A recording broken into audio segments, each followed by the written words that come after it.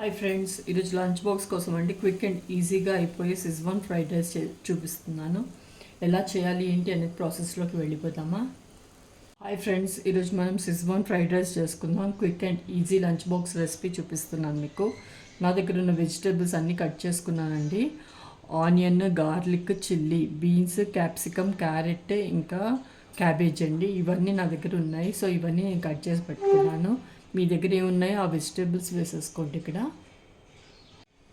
Pan పెట్టేసుకున్నానండి. Stove కూడా on చేశాను. Oil వేసుకుందాం.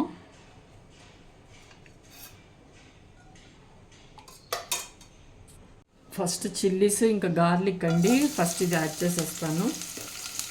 మిక్స్ చేద్దాం. ఇది తర్వాత ఒక ఆనియన్ కూడా లేదు, హాఫ్ ఆనియన్ కట్ చేశాను చిన్నది, అది వేసేసుకున్నాం ఇప్పుడు ఇక్కడ.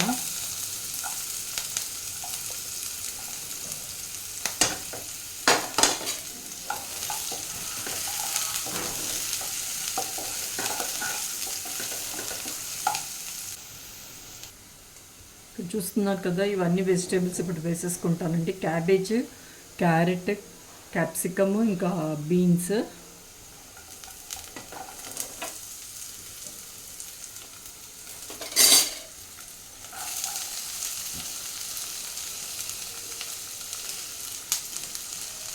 మిక్స్ చేద్దాం ఇది.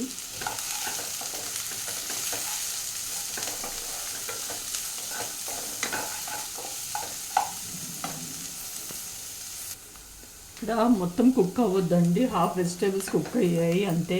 నేను ఇక్కడ ఏం చేస్తున్నానంటే సిజ్వాన్ ఫ్రైడ్ రైస్ అండి మసాలా తీసుకున్నాను. ఇది మొత్తం వేసేస్తాను ప్యాకెట్. దీంట్లోనే సాల్ట్ ఉంటుంది, మసాలాస్ ఇంకేమీ యాడ్ చేయను. ఇది ఒక ప్యాకెట్ యాడ్ చేశాను అంతే. ఇది దీనికి కరెక్ట్గా సరిపోతుంది.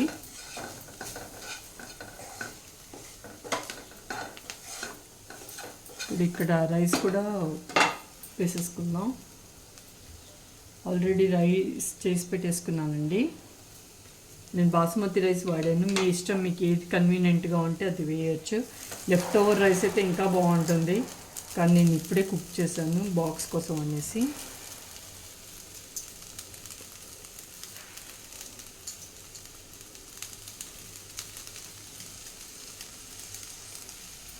ఇది మిక్స్ చేద్దాం.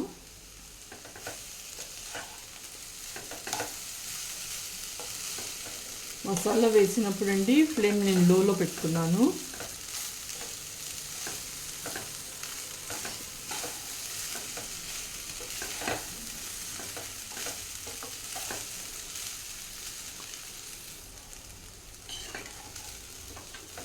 ఇది రైస్ ప్రిపేర్ చేసే ముందండి కొంచెం సాల్ట్ వేసేసుకొని ఆ రైస్ కుక్ చేసుకున్నాను అంతే అండి. రెడీ అయిపోతుంది. ఒకసారి చూడండి, మళ్ళీ ఒకసారి కలుపుతా.